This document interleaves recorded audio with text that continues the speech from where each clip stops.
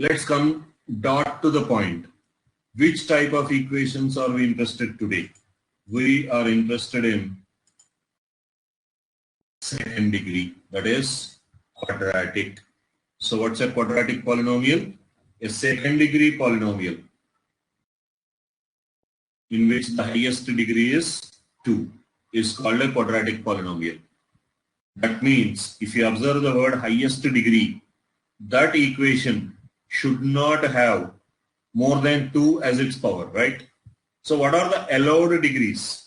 Can it have x square term, x term, x to the power of 0 term? Can it have x cube term? What happens if x cube term comes into it? Narayan, why it cannot have x cube term? It changes to cubic polynomial. But I want only quadratic. So only these three terms are allowed. And I am talking about a polynomial equation. Just now we said we are in equation, then the right hand side must be 0. That means for a polynomial equation to be quadratic, there should be an x square term, there should be an x term, there should be a constant term, and the right hand side must be 0. That's what is my second statement if you observe.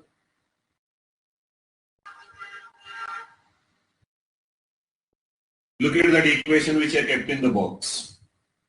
Ax square plus bx plus c equal to 0.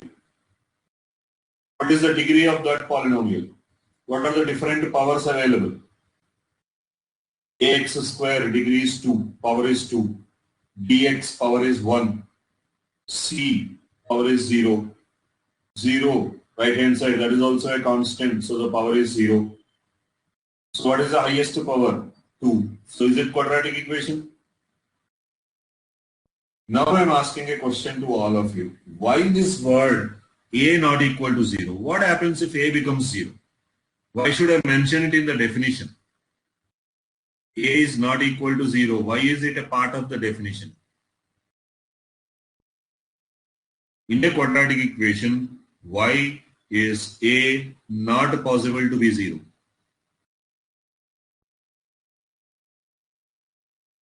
Now what happens if x square becomes 0? X square coefficient nullifies 0. Then what will happen? What will be the problem? Usual. Same reasoning Narayan also says. He says x square will become 0.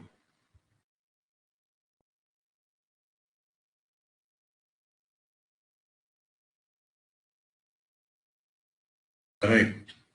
The equation no more remains to be a quadratic equation. The equation reduces to linear polynomial. Because if this term is not there, I am left with only bx plus c equal to 0. Where is the second degree term? This is only a linear equation.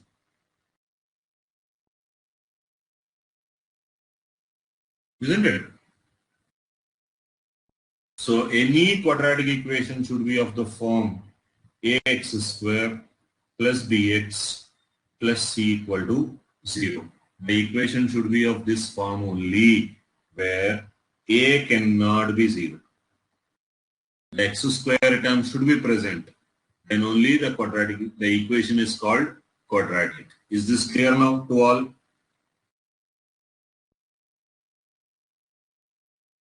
Manya, is that clear?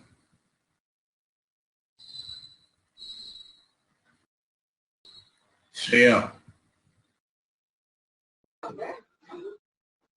Yes, sir. Is that clear? Yes, sir. That's good. That's good.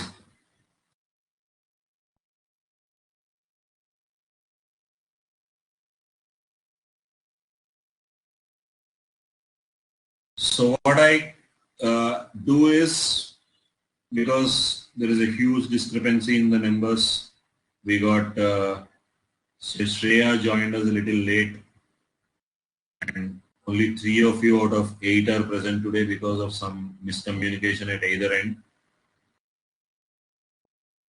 Now that we know how to form a quadratic equation, how to identify a quadratic equation, and what is a root, what is a polynomial. These differences we know. But see, suppose you have something like 3x minus 5 equal to say 4, and I say solve. That's not quadratic, that's a linear. So what will be x value? What will be the solution of x in this? You all completed linear equations way back. So what will be x value? Tell me, what is root? Yes, what is the root?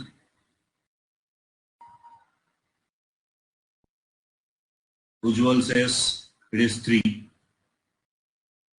I don't know how you solve, but 3 into 3, 9. 9 minus 5 is 4, so satisfying. So x equal to 3 is the root. Suppose I give ax plus b equal to c. What will be the root? Quick. A, B, C are all constants.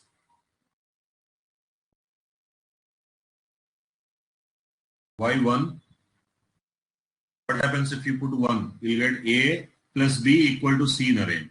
Is A plus B equal to C? So that's a linear equation. How do we solve? Ax equal to B will carry it to the right hand side. It becomes C minus B. Then A will divide on both sides. So x becomes C minus B by A. So the solution is C minus B by A. Isn't it? Simply I give you 2x minus 5 equal to 7. What is x value? How much is the solution? What is the root? Right?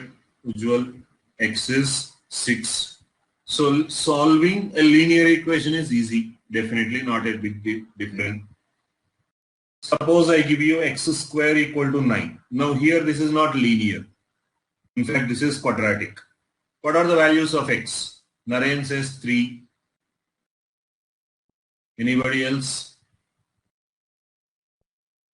who agree or disagree? Ujjwal also says 3. But I'll say 3 and minus 3. What is minus 3 whole square? Isn't it 9? Is it not satisfying?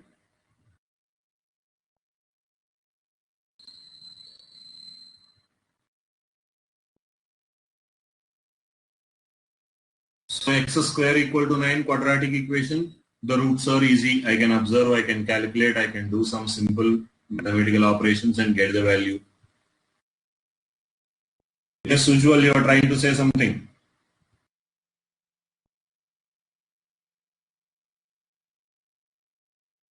Getting what we are talking? They both work, right? Now you tell me what are the solutions of roots of x square equal to 1? I'm sure everybody can tell me now. 1 and minus 1. Manya, are you there? Getting? Shreya, getting?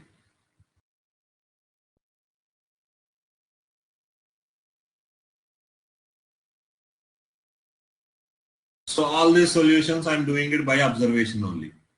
Now my question is,